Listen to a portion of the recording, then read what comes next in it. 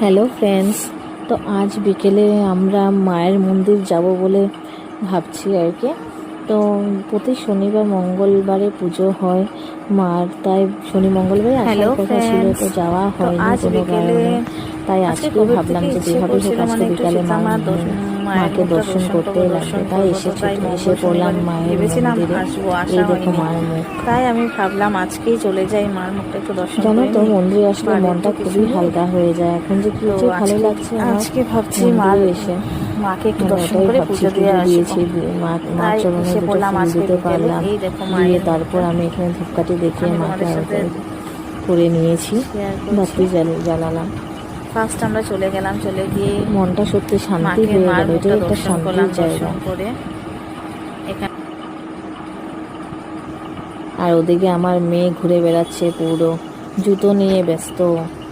ও প্রথমে মার এখানে খুব একদম সামনে চলে গিয়েছে, তারপর এই বাইরে এসেও খেলাখেলি করছে। এখন আমি চলে গেলাম মার যেখানে স্নান করানো হয় মাকে, তো এখানে চলে আসলাম। এখানে এসে আমিও একটু পুজো করে নিলাম।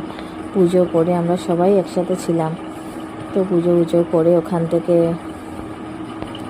বেরিয়ে আসলাম। আসার পর ওদিকে দেখে আমার মেয়ের এখনও জুতো পরাই হয়নি। সবাই মিলে ওকে খালি জুতোই পরাচ্ছে আর ও খুলছে। এই চলছে ওর ডিউটি। তারপর ওর মানি আর পুই মিলে জুতো পরাচ্ছে ওকে।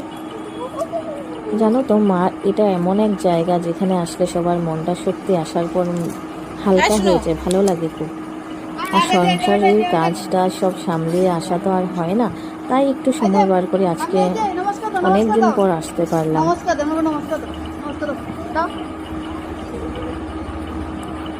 তো এখন আমাদের বেরিয়ে আসার সময় হয়ে গেল। মাকে পুজো দেওয়া শেষ, সবাই মিলে আমরা আসলাম। তো লাস্ট মার এখানে মুখটা আবার দর্শন করে নিলাম। আমি আবার পরে গিয়ে একটু প্রণাম করে নিলাম। প্রণাম করে এই দেখো মার মুখটা দেখতে কত ভালো লাগছে, সত্যি কি অসাধারণ। তো আজকের ভিডিও এতটুকুই। আমি আবার ঘুরে গেলাম, বার হওয়ার সময় ঘুরে গিয়ে প্রণাম করে আমি বেরিয়ে গেলাম। আজকের ভিডিও আমার এতটুকুই। তো সবাই ভালো থাকবে, সুস্থ থাকবে। Tata, bye bye.